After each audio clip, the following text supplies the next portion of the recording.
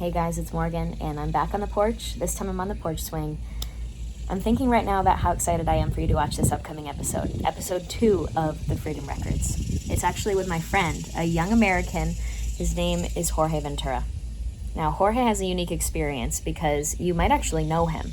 He's one of the infamous reporters from the Riot Squad. So he was on the ground during all of the riots of the 2020 Black Lives Matter protests, the burning, the looting.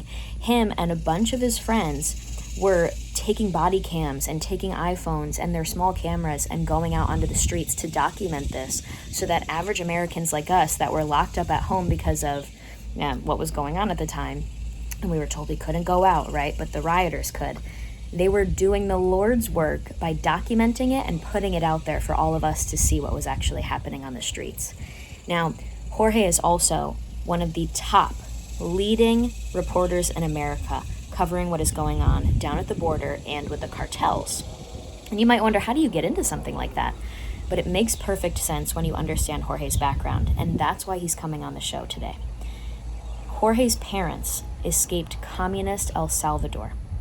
In the 80s, communists rose to power in the country, and a civil war broke out. Now, what Jorge says is that war does not judge by age. It includes everybody.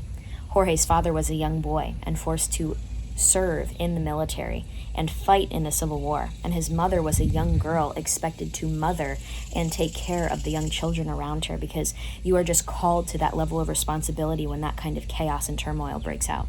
So we hear about this personal experience of his mother, his father, from that masculine and that feminine perspective. And then you hear their journey to America. And then what it's like to now have a son that goes out and puts himself in harm's way to do such important journalism work. What's also interesting, and we discuss, is the history of MS-13. It all connects back to this civil war that took place in El Salvador. Now, understanding the context of the current events we're facing in America today, like the threat of MS-13, like the cartels, like the border crisis, it's so important for us to understand what's happening now and to have greater context by learning the past and all of the events that led up to these moments today. Jorge's story helps us do that in a very, very resourceful way. I hope you guys learn a lot from this one. I hope you enjoy my discussion with Jorge, and thank you again for watching the Freedom Records.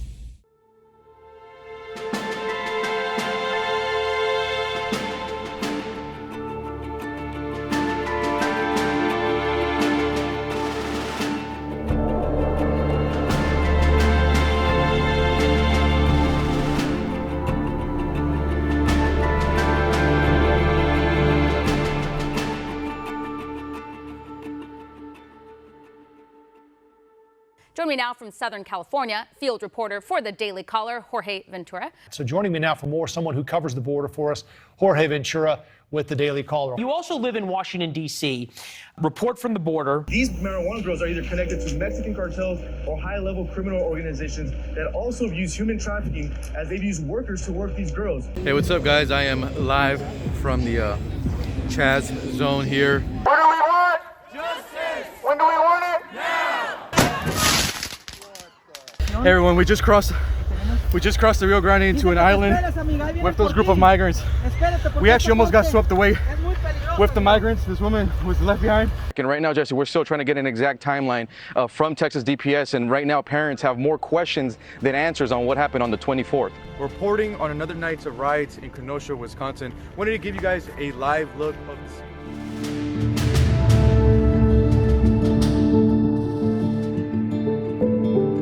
Jorge, I really love what you do, and so I'm really excited that you're here today. I want to make sure that everybody understands who we have with us today. Do you mind just letting everybody know what you do and really the important work that you're up to? Yeah, I'm a field reporter for the Daily Caller. Started in May 2020, so right when the Black Lives Matter riots started. So very quick, I went from an intern to basically on-the-ground frontline reporter, covered that. As soon as 2021 started focusing on the border and covering kind of the human trafficking, the drugs coming in. Fentanyl is becoming an issue that we're really concerned about in the United States. And we recently also put out an investigative documentary looking into these drug cartels actually going into the state of California, starting up these illegal grow operations, smuggling migrants, the violence that they're bringing to American communities. So anything front lines usually you'll see me there, covering, just trying to give the American audience a different perspective on the issue. I love it, and I'm a huge fan of the work. Thank you for doing it. Huge fan of yours too. So this is great. Thank you. Yeah, I'm glad you're here. I'm curious why you like this field of work, why you like this topic, anyways. What led you to it? The big thing for me is I'm always intrigued by the stories that the media misses. I felt like the border was an issue that wasn't really getting covered correctly, or at least Americans weren't getting the full story of it. Also, being Latino, you're kind of already connected to the issue because it is Black and brown people being basically human trafficked and sex trafficked at the border. And, I just wanted to kind of give a different perspective and show Americans kind of the reality on the ground. I think, Americans really appreciate that, especially during the pandemic. We did a lot of stories focusing on like small business owners that lost their business. I spent about 3 months straight just interviewing kids who were suffering, depression during the school closure. So that I got to learn a lot. So I think Americans just appreciate these kind of frontline stories.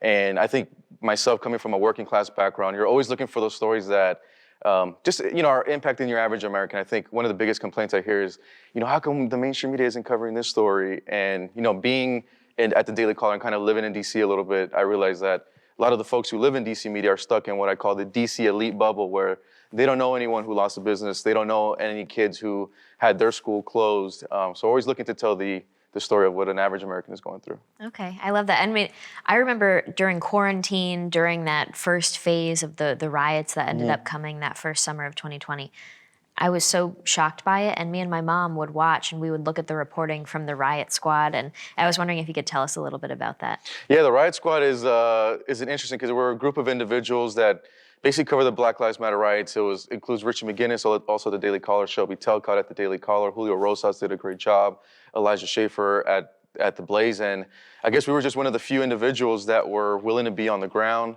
All of us were on the ground on the night in Kenosha, so our video footage played a huge role, because if kind of the mainstream media had it their way, they kind of had this narrative controlled, and it took a lot of just kind of us putting ourselves on the front lines and getting those stories. So really proud of the Riot Squad. For some folks to know that we were in that hit piece by The Intercept that targeted all of us. So I love them just because we have that bond of always being on the front lines together, and it kind of felt like we were like covering a war together. It was like war correspondents. So we have a very tight bond, the Riot Squad. That's what I've heard. I mean, I heard that you guys would get a hotel room and you go out for the night and then you come back in and sleep a little bit. But it's a grind and no one else is covering the stories. So I'm glad that helped you guys get such awareness and attention, because I know that a lot of people, like my family specifically, were relying on those videos versus watching CNN or something like that. Yeah, exactly. And the big thing that, when I covered the riots, obviously I focused on the destruction, but I always made sure to also tell the stories of what the average American small business owner went through.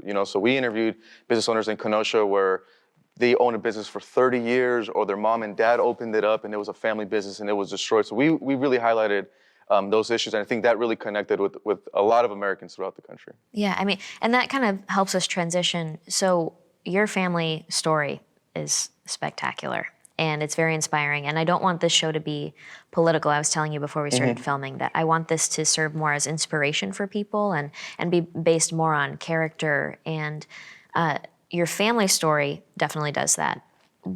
I want to kind of ask, what did your parents think of you being involved in all of this as this was going down in America? And we'll get to your parents' story, but just from the start, what were they thinking seeing their son be a part of all of this commotion? Well, my mom is the regular worried mom. So, like she can't sleep unless she knows I'm home safe and stuff like that. So my mom, at first she didn't like it. She understands it now, but at first she would just be like, can't you just get like a regular news job and be like behind the desk? My dad understood it, because my dad, he taught me about the history of El Salvador when I was younger, and he could always see that I was intrigued by the frontline reporters that would be covering the war. So my dad understood it, but they're both very, very proud of all the work that we're doing and the stories that we're highlighting. But my mom is, like I said, regular mom, worried some. If it was up to her, I would be behind a news desk right now. Yeah, well, I have the same problem. Like, even when I just go to a speech and there's like the communists that are going to come protest, there's always the few on the college campuses. My grandma, my great aunt, my mom, they're all talking and they're looking at the comments of the post and they're saying, did you see what this person said about Morgan?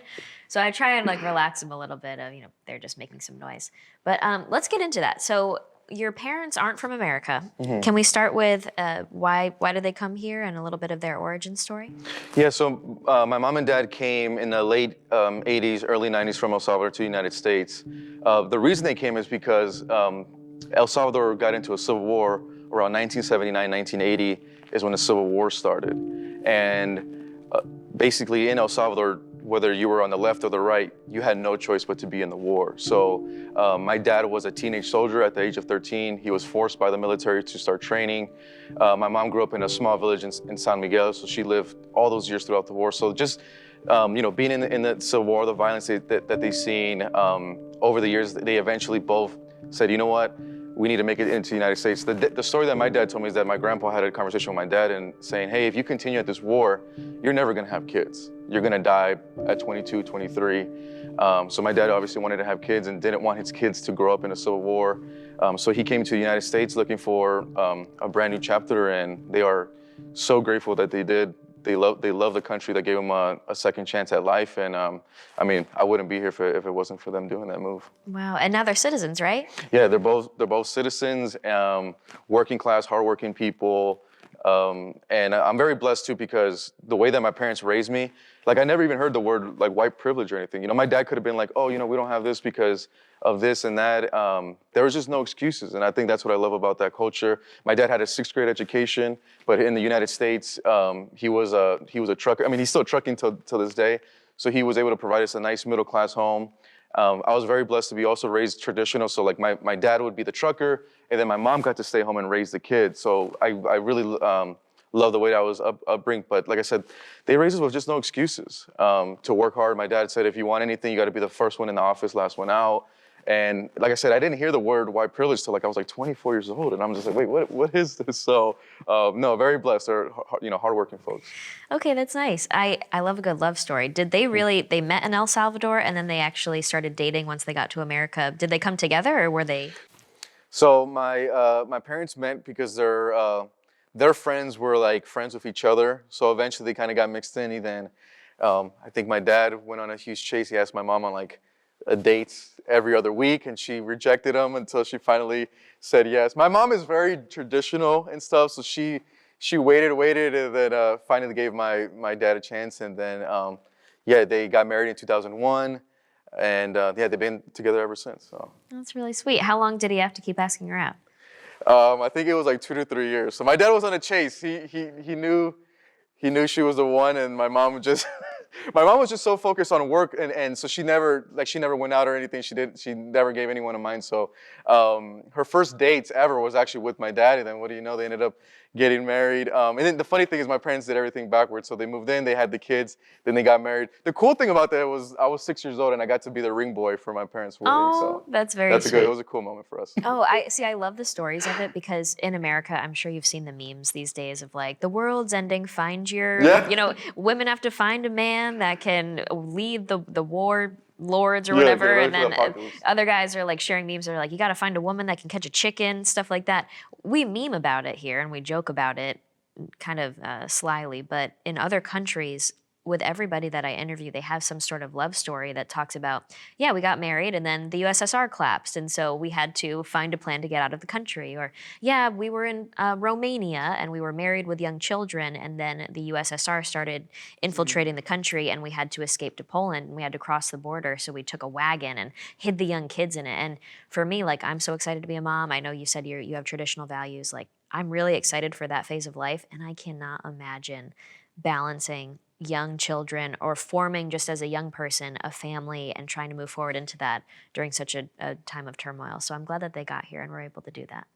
Yeah, me too. Like I said, it was crucial that I'm so glad that my mom got to stay home and really raise me and my brother and my sister. So we were blessed. We had a great middle class life here in the United States, and glad that America, welcomed us with open arms. Yeah. Can you talk about that a little bit? Actually, I feel like it doesn't get enough attention of having that family focus and what it was like to have a mom that was focused on the kids, a dad that worked really hard and provided. Do you feel like it's a problem that we don't really focus on that anymore in the country?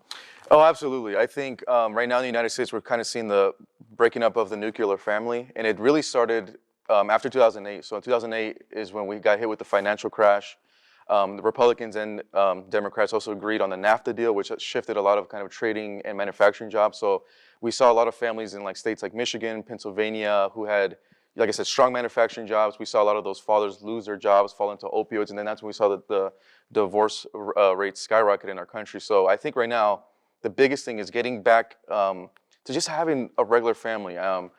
And it's becoming harder and harder in the United States. One thing that me and my dad talked about was, you know, I'm coming from California, so my dad, with a 6th grade education, owned a middle-class home in the state of California at the age of 25. Fast forward to now, I'm 26, and the average cost of home in California is now $800,000. Now we have it where the father works 2 jobs, the mom now has to work a couple of part-time jobs, and then the kids don't have that same attention. So I think it's a huge problem. I think it's an issue that politicians need to address of how do we raise families comfortably. I mean, that should be the whole kind of basis of our country. Yeah, no, I'm glad you mentioned that. Thank you. Speaking of family, we talked about your dad a little bit. So he was forced into war as a teenager. Mm-hmm. First of all, can you explain what were the 2 sides? So, what side was your dad on? Yeah, so basically the war started in 1979, 1980 it started, and you know, Salvador wasn't in a good place.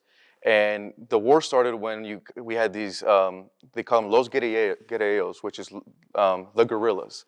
And these were leftist rebels that they wanted to overthrow the government. So you had these leftist rebels gaining momentum. The reason why this is also important is because the USSR was playing a huge role because they were funding the leftist movement in El Salvador. Oh, so the rebels against the government. Yeah, so right when this started, Jimmy Carter was president of the United States. So Jimmy Carter's seeing what's happening in El Salvador. He goes, we might need to get involved. And the reason why this is also important in context is because the United States was already going through a Cold War. So we have the Cold War. We're seeing what's happening in El Salvador, this kind of turmoil. Nicaragua in 1979 actually fell to a communist regime, the Sandinistas. So Jimmy Carter is saying, we have a huge problem because Nicaragua just fell to a leftist government. El Salvador is going that way. And Cuba was fully Soviet. So now, and then the Soviet government started to also invade into Afghanistan. So for the United States, El Salvador became a huge area of concern. That's when President Ronald Reagan comes in 1981, and he puts El Salvador as a top foreign policy, and that's when the United States starts to get involved. My dad was on the Salvadoran government side. So my dad was actually getting trained by American soldiers. Ronald Reagan funded that side. So then that's when the United States said, hey, if we don't at least help the Salvadoran government, this is going to have 2 Soviet countries in Central America, and we're basically coming to the doorstep of the United States. So Reagan started funding it. So my dad, at the age of 13, 14, forced into the army, started to be trained. And then my mom lived in these small villages in San Miguel where a lot of the fighting was happening. She would tell me that the leftist groups would come in, the guerrillas would come in, and they would pull out men from the homes and kill the men in front of the families. They would do beheadings in front of the people to scare them off and say, you better not join the Salvadoran forces. For my mom, it was a common thing. You know, back in the day, like for an 8-year-old or 9-year-old, 10-year-old girl, she had a lot of responsibilities. You know, she would watch over her siblings, she cooked. She was kind of an assistant to her mother. So my mom was very young, but she had almost the responsibilities of a grown woman. She would tell me that when she would walk to the grocery market or check on the farms, they would see, you know, just human heads on the side of the roads, dead bodies. They said it was a common thing that, you know, they would see these kind of huge spikes on the road and they would be heads on top of the spikes.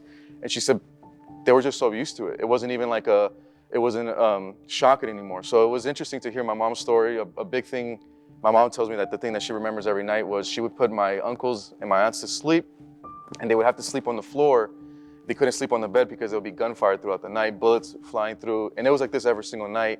And then my dad had the other experience of being someone forced into the war. I mean, till this day, there's certain things me and my dad can't talk about because the memories are just too dark.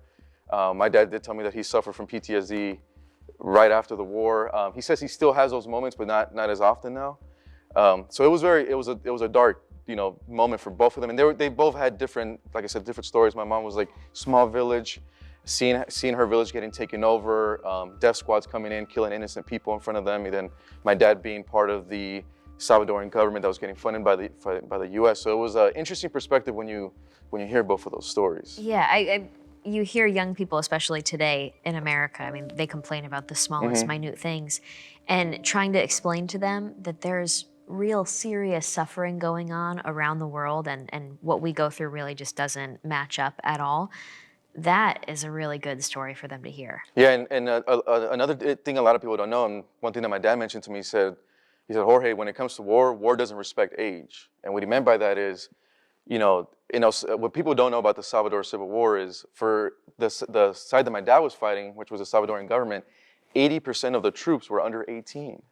On the leftist side, 20% of the troops were under 18. So this was actually a civil war that was fought with a lot of children and teenage soldiers. So that's one thing that my dad mentioned. He said, hey, I would meet a 7-year-old, and that 7-year-old would be acting like a 23-year-old, meaning that like he already had responsibilities, he already had an objective. And like I said, he told me, he said, war doesn't respect age. And I think that's a lot of a thing that people forget about the Salvadoran War is the amount of children and teenage kids that fought in it. Wow. Okay. Now, what I'm also picking up is the difference between that masculine experience and the feminine experience of war and of struggle. I mean, your father's a child, basically, and gets sent off to war. Your mother is still a child, taking care of the kids, protecting them from bullets and all the violence that she's surrounded in her hometown. So it's interesting to see that contrast there. But I am really glad that they made it here. I am very glad. Yeah, it's like I said, it was a dark moment in history. Till today, it's hard for a lot of Salvadoran Americans to talk about because it's a split issue. You have some family members like, well, hey, well, my family fought on the left side, my family fought on the right side. But a lot of people forget that, a lot of people were just forced into this kind of situation. About the war was 12 years, 75,000 Salvadorians died, around 8,000 disappeared. The stat that's still alarming to me is that 30,000 kids went missing during the Civil War. A lot of kids got sold off to illegal adoption networks, and that's just like it's just a scary fact. But war crimes were committed on both sides. And like I said, till today, me and my dad, we can't talk about certain things because some things are just too dark for him, and he can't go down that path. So a lot of it, I actually had to kind of do my own research and learn. And when I did it, it made me grow even a deeper appreciation for like the sacrifice my parents did to come to the United States. Yeah, wow. So I'm curious too. What did they say to you about what the sides thought? I mean, what did El Salvador, or what did they think of the communists coming? Did people understand that communism was bad and it was a negative force, or were they fed up with the current situation and they were willing to try change? Well, they knew that the communists coming in was going to be bad for El Salvador because they saw what happened in Cuba. Nicaragua was under a regime. So they were actually for the United States. Even when I talked to my dad, he said my dad believes that if Ronald Reagan didn't get involved, that it probably would have went to the Soviet victory. So the United States did play a crucial role. It was, like I said, Ronald Reagan, when the administration came in 1981, they said, hey, El Salvador is our top foreign policy issue. And every single day, the average was between $1 million to $2 million were getting funding to El Salvador to support them economically, militarily. Like I said, they even sent the National Guard down there that was training Salvadoran soldiers. My dad was trained by Salvadoran troops when he was like 13, 14 years old. So the United States played a major role. And I mean, fast forward till today, I mean, El Salvador is now thriving under their new president, Nayib Bukele. But it's always interesting to see if the United States didn't play a role, if El Salvador would have gone Soviet, what would have happened? I mean, because fast forward to today, Nicaragua is still under a leftist regime, they're under the Ortega regime. So El Salvador might have been down the same path as Nicaragua.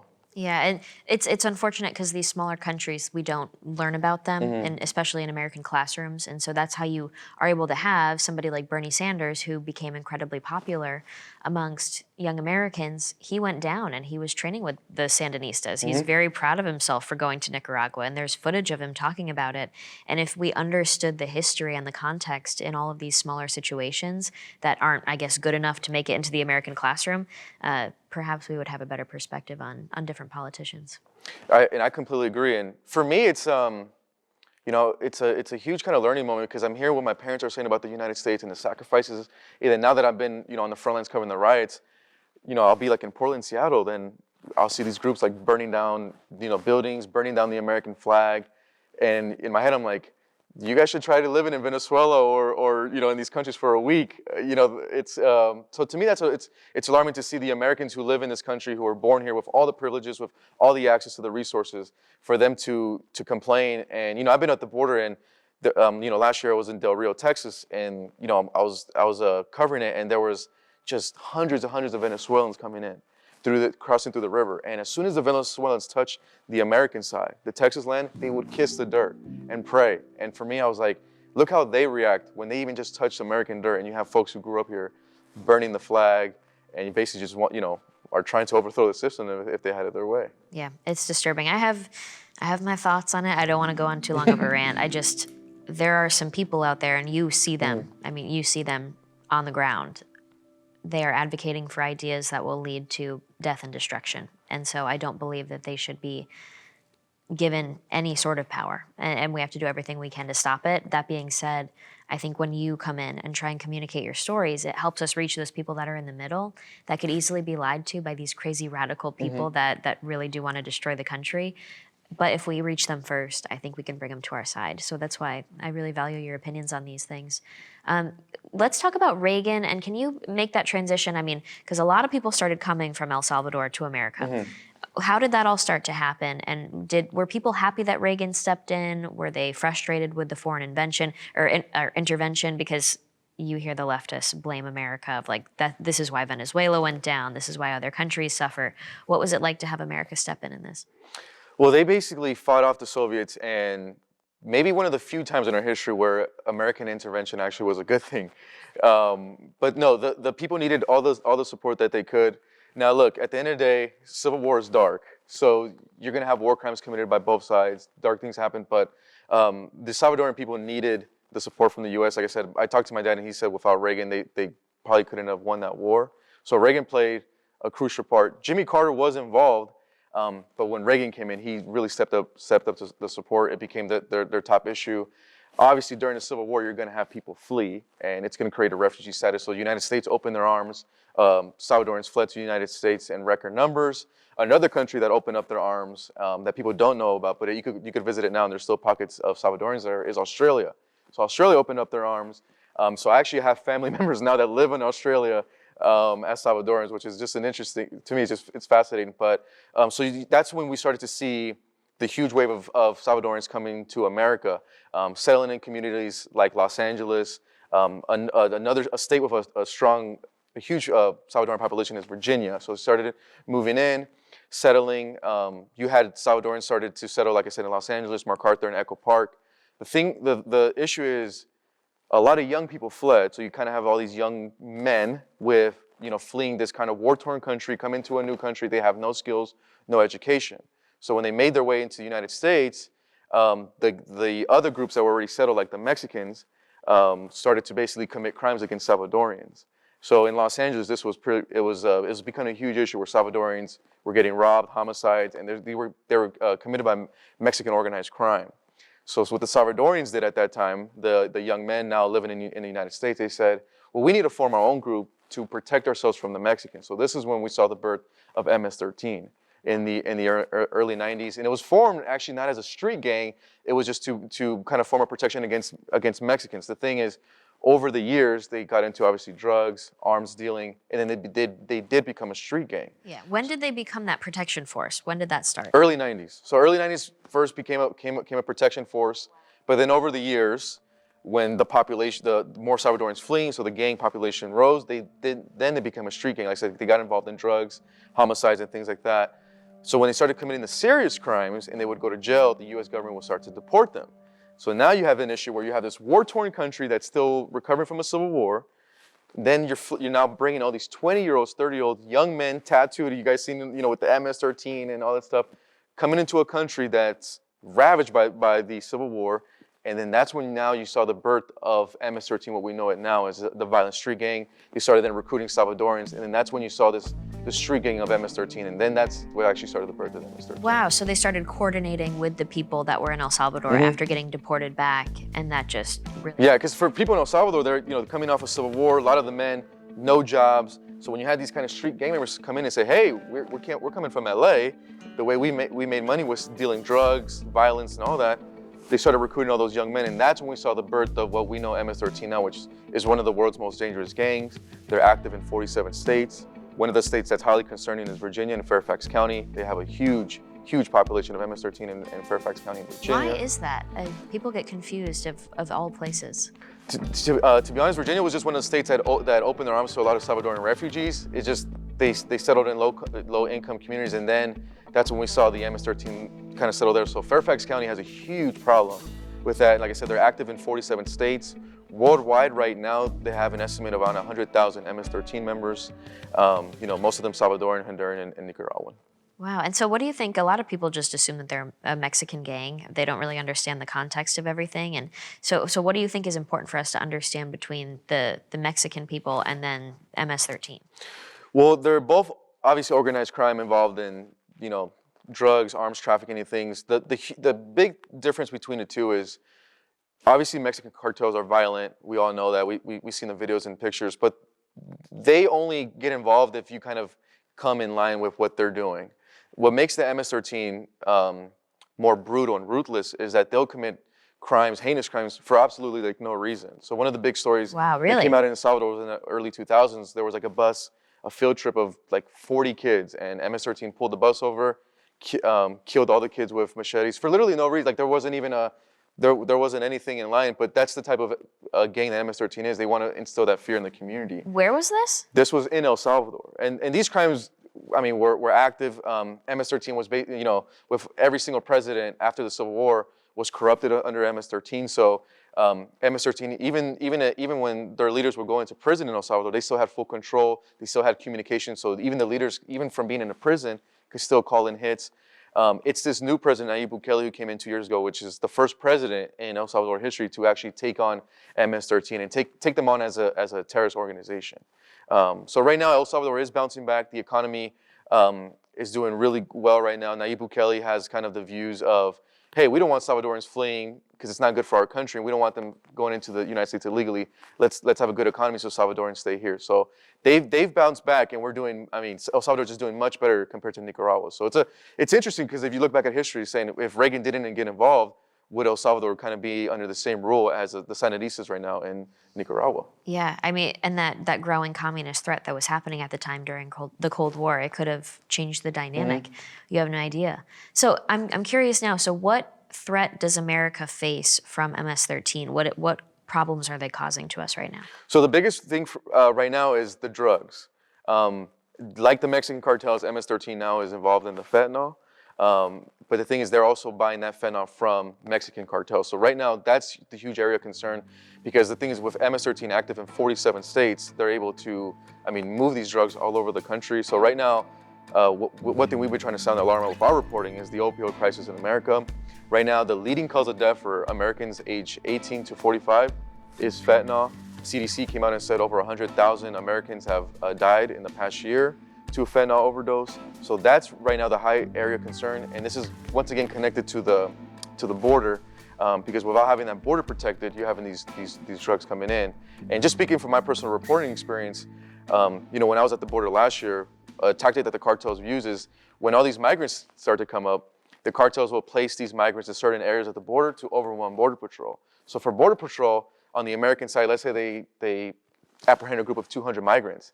It takes hours to do the apprehension because it's 200 people. You have to call in extra units, and you have to do interviews with the adults and the kids, because you have to remember some of these adults are not really the parents of these kids. So while they do all that, you have all these agents focused on one area. Then that's when the fentanyl comes in. So right now, the huge area of concern right now is the opioids, is the fentanyl.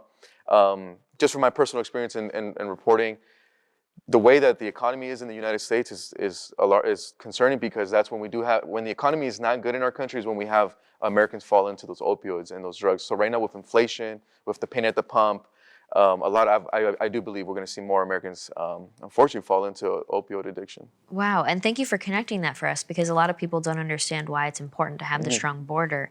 What do you think about this Biden administration, how weak they are down there? It's really disappointing. Someone like myself who's Salvadoran American, I think one thing that irks a lot of Latinos is when you see politicians, this comes more, both sides do it, but this comes more from the left side saying, hey, we care about black and brown people. You saw under Trump, AOC at the border, and she did the whole crying thing. But then as soon as the Biden administration came in, that the border crisis basically started, and who do you think is getting impacted at the border crisis? It's black and brown people. That's Latinos getting sex trafficked in the United States. The U.S. government even put out a stat saying 1 out of 3, this is highly alarming, 1 out of 3 unaccompanied children that get released inside the United States, the U.S. government loses track of. Even if they said 1 out of 10 children that we release in the United States, we lose track of. That's already 10%. 1 out of 3, meaning we're seeing unaccompanied children, migrant children, are getting sex trafficked and labor trafficked in the United States, and record numbers. In our own documentary, the one that we did on these drug cartels in California, Cartelville, USA, we saw a lot of teenagers get labor trafficked into these cartels and being forced to work illegal marijuana operations. So for us, that's highly concerning. Last year, the US government apprehended 2.1 million migrants. Majority of those migrants get released inside the United States. The scary number is there's a term called gotaways. So gotaways are the migrants that come into the United States and the Border Patrol doesn't stop them. They're only able to detect with the technology. That number is closer to 500,000. So we're at a close to 2.5, 2.6 million immigrants into the country, and it's a national security issue. Obviously, it's a fentanyl issue, but it also hurts American workers with wages. Corporations love an open border because they don't have to increase wages for American workers. Bernie Sanders, even in 2015, spoke about having a strong border because of protecting American wages until he flip-flopped on the issue. So for me, it's highly disappointing because when you're down there at the border, you just look at life different because, if you're an outsider, if you just read about the border, you're just reading about the numbers. But when you're down there and you actually see the people, it changes. I interviewed countless of migrant women that have been sexually assaulted, raped on their way. For folks who don't know, a lot of migrant women travel with Plan B because they know that they're going to get most likely raped. Their children. So when you hear that, it's like, well, where are the politicians now? Now they're not there because they don't have to pander. So, my heart goes out to those people because they're, the migrant people are just pawns in this big game. They're being used by drug cartels. They're also being, the United States government basically made this system where they're being trafficked in record numbers. Yeah, and I'm curious because it seems so hypocritical for them to say that they are the compassionate side, leftism in general, when I hear stories like your family's, that's usually the general story that I hear of people that immigrate to this country, that are thankful for what they have here, and don't want to be called Latinx or whatever it's called. It's like everything that the left says these days goes against the core values, and then they still think that just because of your physical features that they're going to get your support and that it's a shoo-in. How do you feel about that? And do you think we're reaching a breaking point I look at the numbers, I look at the public opinion polls, and I'm shocked by it to see how against the American people are and the immigrants are between them and the left, and they just keep pushing their crazy messaging. Yeah, the left used to be the party of the working class, but they have aligned themselves with college educated, kind of the high elites, highly educated, and they've kind of alienated the working class, which majority of Latinos and immigrants are in that working class. So they no longer relate. And I think the Latino people are starting to wake up to the issue that a lot of these establishment Democrats haven't done anything for them, haven't made their lives any better. Especially, I'm coming from the state of California. When Newsom put his closures on small businesses, that impacted immigrant businesses all over the state. So I think they're slowly waking up. I think a huge thing that's even waking up the Latino people faster than ever, and I think a lot of Americans forget this, is a lot of these immigrant families, and especially Latino, they're actually more conservative than the average American conservative. And what do I mean by that is right now we're seeing the left push the transgender LGBT education on kids. That right now is pushing the Latinos further right than anything. I think the biggest evidence of that was actually in Virginia. Virginia, their highest Latino population is Salvadorian. Wow. And a lot of Salvadorians led the kind of fight back against critical race theory and that transgender education, and led to a Glenn Youngkin victory. We could also look at the evidence in South Texas. So South Texas, all those border towns are 80% Latino. In 2016, all those border towns swung to Hillary Clinton, and it wasn't even close. Fast forward to 2020, all those border towns swung to Trump. We've never seen kind of that flip before in politics. So we are seeing the Latinos wake up. And like I said, people forget that Latinos are, like I said, they're more conservative than the average conservative. So when they start to see this education pushed on the children, that's when they say, okay, wait a minute, enough is enough. So we're starting to see kind of that base wake up, and I'm really interested to see how they swing in the midterms. Either in 2024, we'll watch the way they vote. So I'm kind of curious, is it nice to have everything kind of coming full circle? I mean, the origins of your family story, them coming to America, and now you are a reporter on the front lines, covering the border crisis, covering all of the problems with the drug crisis. Can you tell us what that feels like? Yeah, it's I've been just extremely proud of the work that we've been able to do in the past 2 years.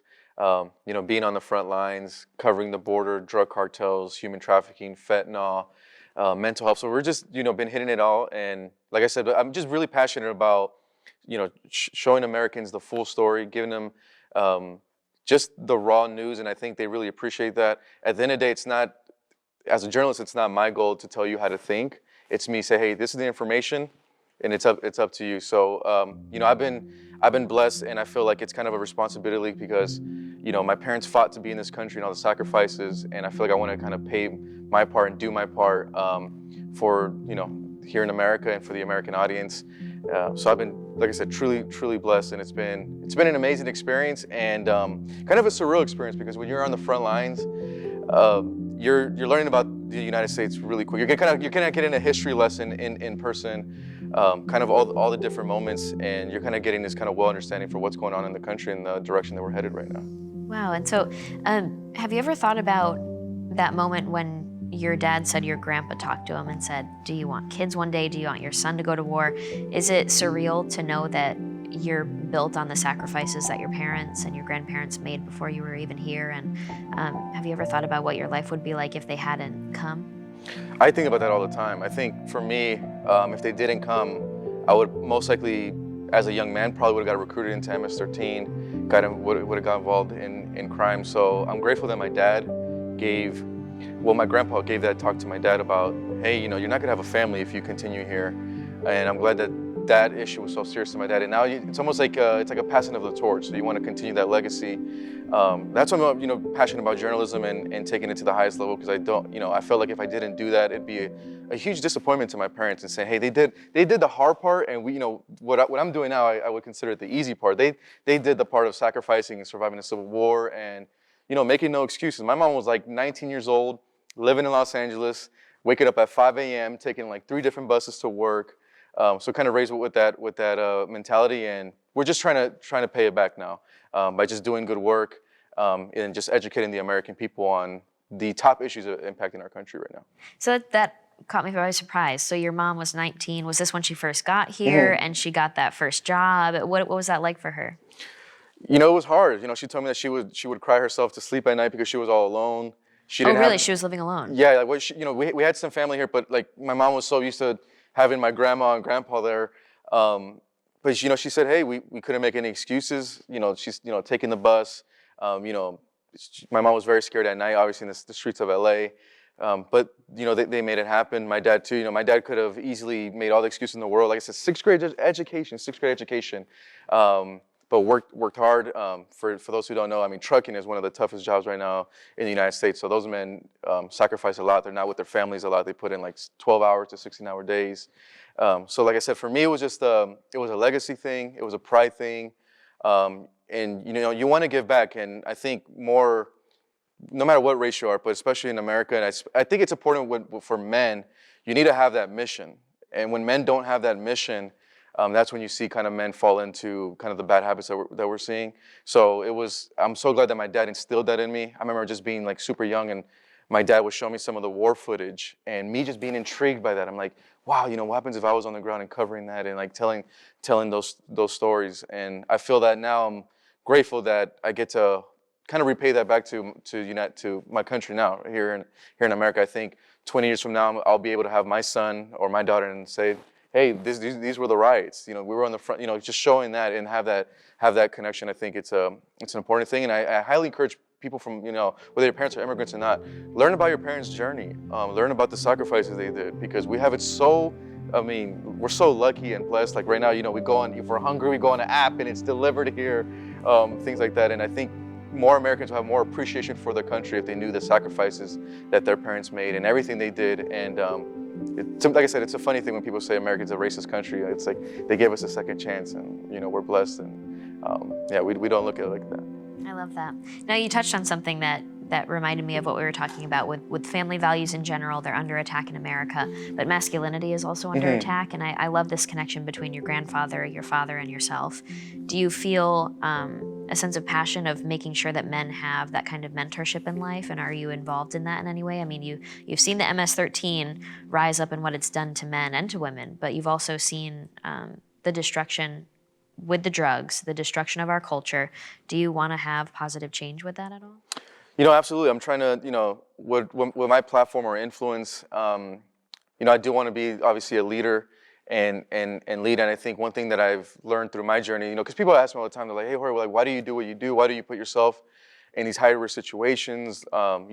They always concern about me. And I think, like I said before, I think for men, they need to have kind of a cause or a purpose that's bigger than them. When you don't have that, you become selfish. And to either raise a family or to lead, you have to make sacrifices, and you have to put yourself out and sacrifice yourself for the community. So I'm hoping with the lessons that my grandpa passed to my dad, the sacrifices that my dad taught to me, that I want to obviously show my kids in the future, then them teach other people. But I'm also trying to use my platform and inspire other people. I always have young men always reaching out like, hey, how do I do this? Or you have any tips? And it's just about hard work. And I think I think with the instant gratification living in the United States and the apps and things like that, people, a lot of young people, I think you could relate. They want it now, right? They want to. I'm pretty sure you have people like, hey, Maury, how do you make all this content? I've been making content for 2 months and no one's looking at it, so I quit. It's like you got to go years and grind. So I think a lot of like I said, it's important for men to have that mission statement and that purpose, because that's how you're going to be able to lead a family, and you're one day going to have, young men, kids, and a son, and you want to teach them how to make those sacrifices too. So I'm just wanting to be the example, so that one day I could at least show my kids, hey, look at all the work, the sacrifices we did. You want to serve your community. You want to have like I said, a cause that's bigger than yourself. And when you have that, I think that's how we have a thriving society. I agree. Now, I like to be solutions oriented. These shows, these episodes, they're very negative in many ways because they're harsh stories. It's the real world. It's humanity. But I hope that we can be positive and try and find solutions moving forward for the country. So we talked a little bit about the problems with the border and kind of reining in MS-13. Do you have any solutions for that specifically, for the drug problems that you were discussing? I mean, I love what the parents are doing in Virginia. Perhaps we could talk about that a little bit more and the organization that they did there. But what do you see as the next steps for us based on what you've been seeing on the ground? Well, it's tough because our country has so many issues, and if I had the solutions, I would be the president right now. Yeah. But I do think, like I said, with all the different kind of problems, it all kind of starts at the home, and having that strong nuclear family in that base. And when you have that, you could then tackle kind of all these outside sources coming in. And that's why I think we see a lot of Americans falling into fentanyl and opioids, because they come from a broken family. They don't have their fathers in their lives.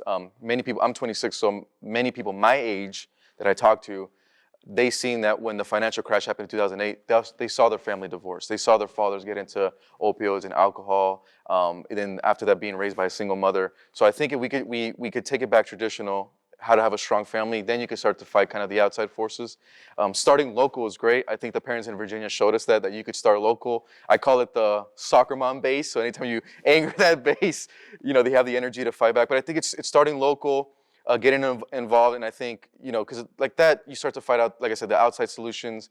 You're able to fight off a lot of the kind of this education that's kind of turning kids into kind of more communist leaning.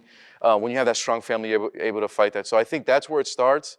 And then hopefully politics aligns with that. I think we need to make it easier to have one-income families. I mean, I think that's like a big thing. Like, we can't have fathers working 2 jobs, moms working 2 jobs, one income, mom stays home. I think a huge issue right now with young people not getting married in our country is the college system. And what I mean by that is, let's say I'm 22 years old, I'm graduating from UCLA, I meet a nice girl, she's in love with me, I'm in love with her, we both graduate. This is just an example. So I say, hey, Stacy, I love you, I want to get married, but you have $100,000 in debt, and I'm in debt $200,000. This whole starting a family, let's push that to 30. And I think that's a huge issue in our country, because young people are not getting married. We're also not starting families young, and we're pushing that off.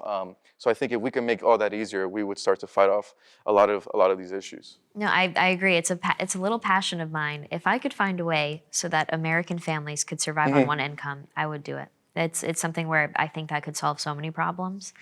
But it's also a change of heart. You have to get people to understand and see the value, and not only see that, but see what's lost because of everything that we've gone away from in the country. And so the more you communicate those things, I think will reach people. So thank you so much. Do you have any closing thoughts or messages to young Americans? I mean, right now, 70% would vote for a socialist. I mean, the numbers are crazy. We don't need to lament those a million times over, but the numbers are pretty bad. It's an issue of complacency. There's an issue of ignorance. And I don't mean that as an insult, but truly a failure of the education system. So when you look at that kind of stuff, you see the concerning numbers of people our age. What are your thoughts, and how can we close this off? You know, I just think it's simple, just having conversations with immigrants.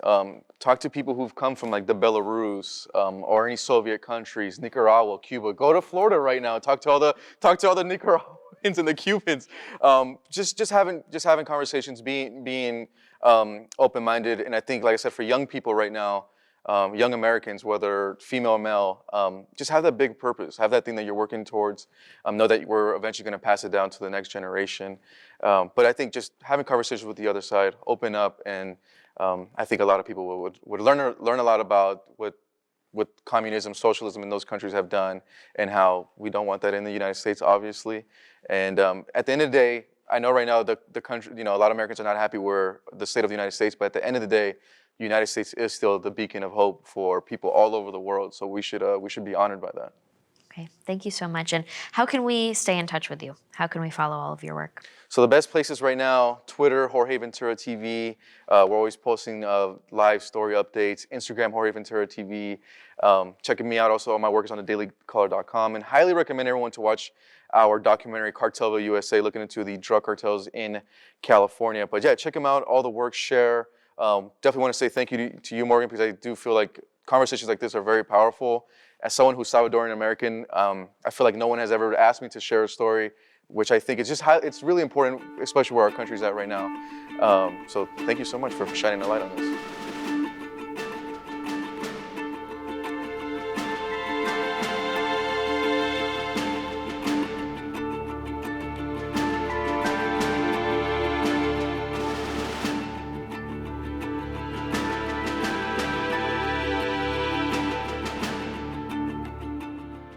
Hey guys, it's Morgan. Before we head out, I just want to say thank you for watching the Freedom Records, and thank you so much to American Journey Experience for letting us film here in Dallas, Texas at their vault. You guys, this place is filled with world and American history artifacts. It's fascinating to learn the details of the objects that are right behind us on set. So thank you to American Journey Experience for letting us film here, and actually, you guys can come here yourself. So go to the link in our bio to learn how you can do that and how you can get connected to this great place.